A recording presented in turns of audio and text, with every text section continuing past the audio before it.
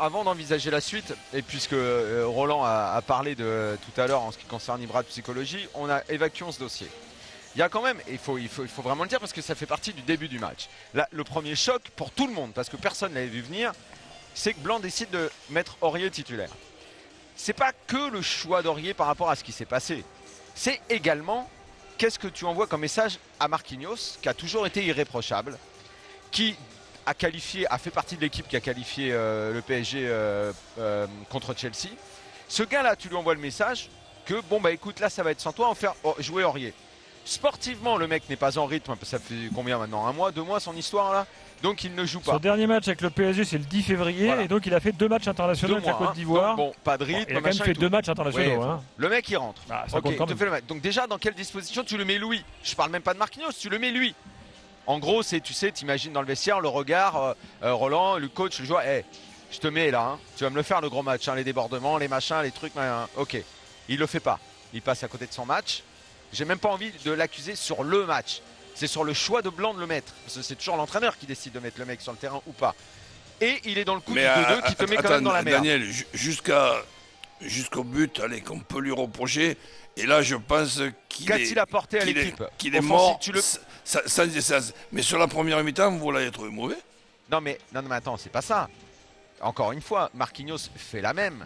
Tu mets Aurier pour l'apport offensif que soi-disant Marquinhos ne peut pas apporter. Moi perso j'en doute, mais parenthèse. Mais tu le mets pour autre chose. Il n'est pas monté une seule fois. Il n'a pas pu. C'est normal. En face, tu as des mecs sur le côté. Son côté, il a David Silva. Il a du monde à surveiller, tu vois. Donc déjà, il ne t'apporte pas ça. Tu le mets dans des dispositions compliquées. Maxwell l'a fait à de nombreuses reprises. Maxwell, en deuxième mi-temps, a été nettement meilleur. Et en plus, il te cague. Il est dans le coup du 2-2. Ça coûte cher un 2-2 en match aller. T'imagines quand même. Déjà, tu parlais de psychologie. Dans quel état tu le mets lui? La pression, tu mets Blanc qui forcément va être critiqué. Et en plus, tu le sors. Je me demande à quel moment Zlatan Ibrahimovic me donnera tort, en fait. Est-ce que vous vous souvenez de son coup franc contre Nice? Ah oui, j'étais au stade. Vous vous souvenez de la tête après? En finesse. Son regard? Oui, l'espèce de chambrage et la chambre Cardinal. La chambre qui? Ou Paul Bass. Paul Bass ou Cardinal. Plutôt. Ah oui, je savais pas. Moi. Vous vous souvenez des fameux duels Zlatan-Bayalsal et de je mets un but parce que Ruffier fait une boulette, après je vais voir Bayalsal, je chambre et tout. Vous avez en tête justement la tête de Zlatan en Ligue 1 quand il met des buts, quand il est au duel avec les défenseurs. Quand il parle aux caméras dans les couloirs. Hein, voilà, ou quand il s'adresse aux arbitres et tout ça. Ça, c'est ce que j'appelle un bad boy.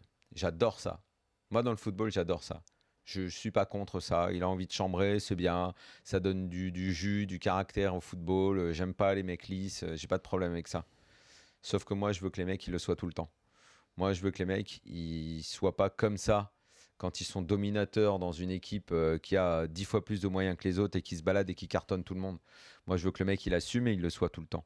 C'est-à-dire qu'il le soit en Ligue des Champions. Je sais pas, moi, je veux un Roy Keane, moi, qui lui, pour le coup, il n'était pas seulement un bad boy, c'était aussi une sale garce. Parce qu'il mettait des coups, sauf que lui, c'était en Première Ligue, c'était en Ligue des Champions, c'était tout le temps. Et tous les joueurs qui sont des mecs à mauvais caractère, arrogants, prétentieux, j'ai absolument rien contre ça. Je trouve qu'ils donnent de la vie au foot. McEnroe au tennis, les mecs comme ça, j'ai pas de problème. Sauf qu'il faut l'être tout le temps. Il faut pas faire la fiotasse quand arrive le match de Ligue des Champions. Parce que là, tu passes pour un minable et tu passes pour un mec totalement ridicule. Et c'est ce que je pense qu'il est. Notamment quand hier, et comme souvent en Ligue des Champions. Tu parles pour un plan footballistique, hein, bien sûr. Ouais. Non, l'attitude. Oui, là, mais son attitude, faut des fois des adjectifs qu'on emploie. Son attitude est ridicule. Parce que il est d'un coup totalement effacé. Totalement, et d'un coup, c'est. Il te plombe le match surtout. Mais tu vois, je ne suis même pas en train de te faire d'allusion sportive. Je suis en train de te dire, tu es le totem de ton club. Tu es le guide de ton équipe. Celui qui donne le ton de ton équipe. Quand tu as Zlatan dans ton équipe, tous les joueurs viennent vers toi. Verratti l'adore, les mecs l'adorent parce que tu es le grand, tu es le crack, tu as les tatouages, tu as un look, tu mets des buts. Quand tu marques, tu ne te contentes pas de marquer. Tu humilies l'autre. Tu lui fais comprendre à quel point il est moins bon que toi. Et quand tu es fort comme lui, ça ne me gêne pas. Quelque part, c'est aussi respecter l'autre. On a tous fait du sport, même à tout petit niveau. Si le mec plus fort en face, il a envie de te taper parce qu'il est plus fort que toi, et s'il veut te chambrer, t'as qu'à fermer ta gueule, souvent. Tu peux pas faire grand-chose. Tu peux ne pas aimer. Mais voilà. Mais lui, ce qui m'agace profondément, et ça a toujours été ça, c'est qu'en Ligue des Champions, il se défile. Il se défile dans l'attitude, dans son comportement et évidemment et malheureusement dans ses performances. L'année dernière, ça allait pas du tout, tu l'as dit, il y a eu des on a fait l'ascenseur parce qu'il y a 2 ans, on a problèmes. fait le aussi. Cette année, Puel explique qu'il a eu les joueurs qu'il voulait pour mettre en place ce jeu-là. Est-ce qu'il peut continuer l'année prochaine? Est-ce que c'est un épiphénomène? Moi, j'ai lu son interview. Oui, moi, je ne savais même pas qu'il parlait foot de cette façon, Puel. Que c'est ce jeu-là qui l'intéressait. C'est pourtant pas toujours ce qu'on a vu. Je sais pas, j'ai beaucoup de mal à me prononcer, que ce soit au fond très probablement un type bien, j'en doute pas une seconde, mais à la limite, on n'est pas là pour juger de savoir si c'est un type bien ou pas. Je trouve qu'il est intéressant quand il parle maintenant. Est-ce qu'il peut continuer une autre saison comme ça? Est-ce que avec cette année, avec cette équipe-là où il y a plein de petits bons joueurs, il profite de la faiblesse de la Ligue 1 pour se retrouver avec 53 points, 4e de la Ligue 1, à 2 points du 2e, dans un championnat quand même méga faible, 53 points. T'imagines que Lyon est 2e avec 55 points. C'est même pas un 7 de moyenne, quoi. C'est un 6 de moyenne.